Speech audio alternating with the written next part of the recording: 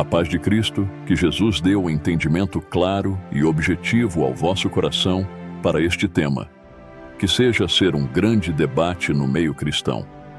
O ato em falar em línguas estranhas obteve o seu ápice no início do século XX na Rua Azusa, Estados Unidos, com o surgimento do grande movimento pentecostal no ano de 1906.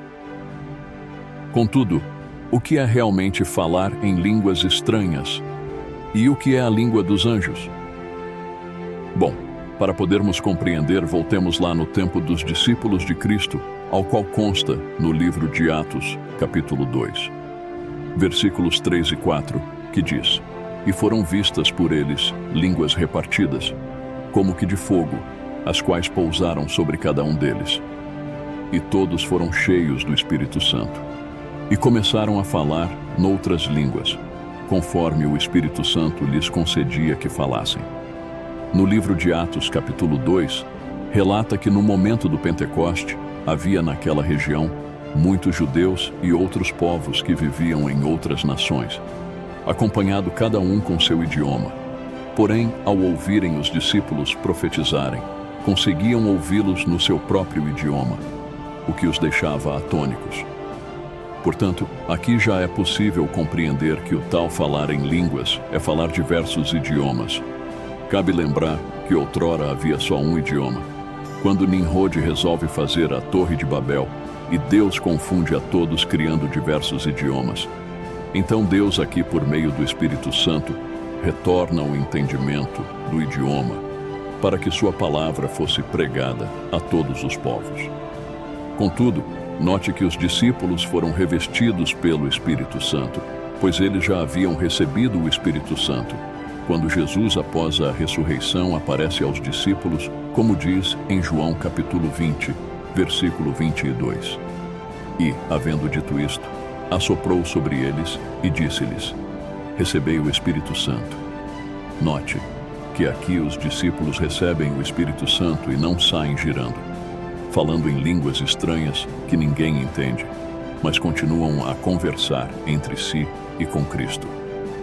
Neste mesmo sentido, vemos Jesus recebendo o Espírito de Deus, e não falando em línguas estranhas, ou girando como vemos atualmente na passagem de Mateus capítulo 3, versículo 16, diz: E, sendo Jesus batizado, saiu logo da água, e eis que se lhe abriram os céus, e viu o Espírito de Deus descendo como pomba e vindo sobre ele. Logo após este evento, Jesus foi levado ao deserto. Note que o revestimento do Espírito serve como um preparo ou fortalecimento para algo maior que está por vir. Podemos aqui entender que o receber o Espírito Santo e o ato de falar em línguas têm um objetivo. Vemos que a própria igreja de Coríntios não está enquadrada neste objetivo, e o apóstolo Paulo a exorta, como está no livro de 1 Coríntios capítulo 12, versículos 7 a 11. Mas a manifestação do Espírito é dada a cada um para o que for útil, porque a um pelo Espírito é dada a palavra da sabedoria, e a outro, pelo mesmo Espírito, a palavra da ciência, e a outro, pelo mesmo Espírito, a fé, e a outro, pelo mesmo Espírito, os dons de curar, e a outro a operação de maravilhas, e a outro a profecia, e a outro o dom de discernir os espíritos, e a outro a variedade de línguas, e a outro a interpretação das línguas. Mas um só e o mesmo Espírito opera todas estas coisas, repartindo particularmente a cada um como quer.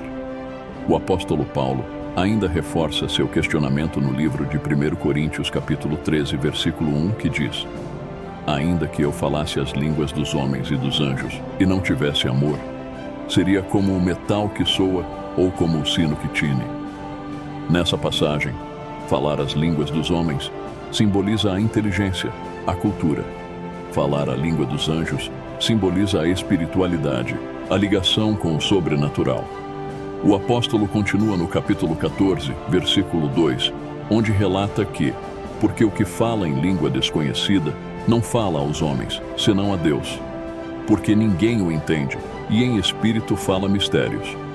Note que ele reforça que falar uma língua ou idioma desconhecido, só Deus compreendera e não os irmãos que estão próximos. Mas quando fala em espírito, estará a falar em mistérios, ou seja, algo entre você e Deus somente. Por conta disto, o apóstolo exorta o povo nos versículos 18 e 19.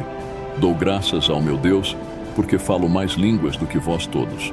Todavia eu antes quero falar na igreja 5 palavras na minha própria inteligência, para que possa também instruir os outros, do que 10.000 palavras em língua desconhecida. Ou seja, o culto é racional a Deus, não irracional, onde fazemos ou falamos algo que não conseguimos compreender. Precisamos usar de inteligência para poder orar, clamar, pregar. Como fechamento de sua exortação, o apóstolo, nos versículos 27 e 28, exorta que existe a necessidade de haver um intérprete no culto, caso não tenha, que ninguém fale em línguas estranhas, porque de certo não irá edificar os demais irmãos. Assim, cabe destacar que a questão de falar línguas estranhas atualmente está mais para emocionalismo do que para um culto racional, onde a maioria grita, roda, sapateia, profetiza e diz que é Deus, quando até mesmo se perde a ordem do culto. E muitos vão para casa vazios, não por não estarem ligados ao culto, mas por compartilharem sua maioria de algo que não edifica o espírito. E na hora da palavra que iria edificar, muitos estão emocionados com o que dizer. Ser mover do espírito. Cuidado, nem todo espírito é espírito de Deus. O inimigo pode se infiltrar somente para te distrair e arrancar o pouco que você tem. E por consequência e por infantilidade, com as coisas de Deus, você acabar por se ferir espiritualmente e abandonar a caminhada com Cristo. Deus abençoe tua vida, que a paz de Cristo esteja sobre tua vida.